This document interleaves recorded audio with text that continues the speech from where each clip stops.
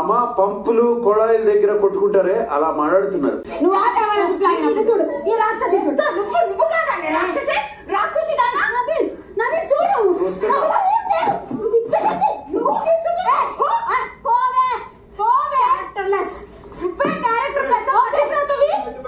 Respect లేకపోవడం అనేది big boss పైన it's a major mistake. Sir, I'm extremely sorry.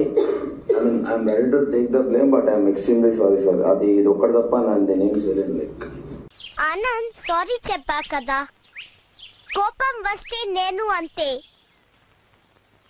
Come on Anand.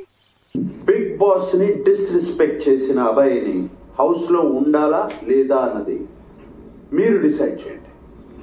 అంటే ఒక ఆపర్చునిటీ.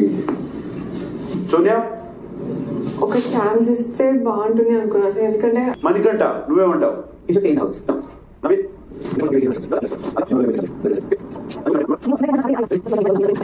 చూడండి, ఈ పొట్టివాడి మాటలు అసలు పట్టించుకో. వీడింటే చాలా ఎక్కువగా మాట్లాడతాడు, కానీ చెడ్డవాడు. సరే ఓకే అదే సీరియస్ గా చెప్తారు చూడు. సారీ ఓకే సారీ నాన్నకి ఏమైనా కాఫీ కావాలి చెప్పు. ఏమి వద్దు ప్లీజ్. ఏమొద్దా పక్క కదా.